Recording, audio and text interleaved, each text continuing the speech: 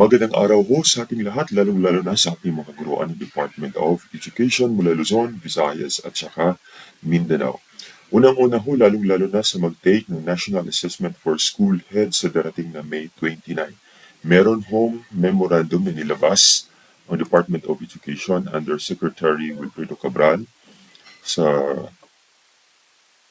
noong March 16, last Monday ho ito, March 16, 2026, na nagpa-reschedule ng NASH exam from March 29 to May 17, 2026.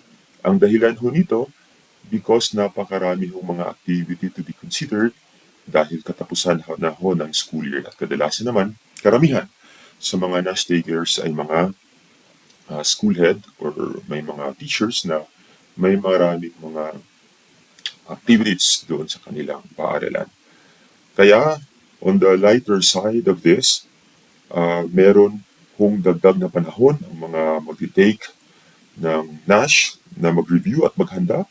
Ito na rin ang pagkakataon para sa kanila para sa mas maayos na balikan nila ang mga competencies doon sa NASH, doon sa PPSH at siguraduhin na lahat sila ay ready na. The second thing is that mahalaga na din na mabigyang tuon, attention, yung mga activities para sa darating na end of school year.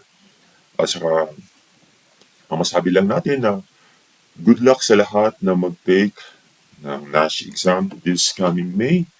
At saka, if you want ho na meron hong free na review na nakita ho natin, just take a look dun sa link na atin rin ipopost doon sa video description section natin. So, good luck sa lahat to the new schedule para sa NASH 2026. Batch 2 ito. Magandang araw!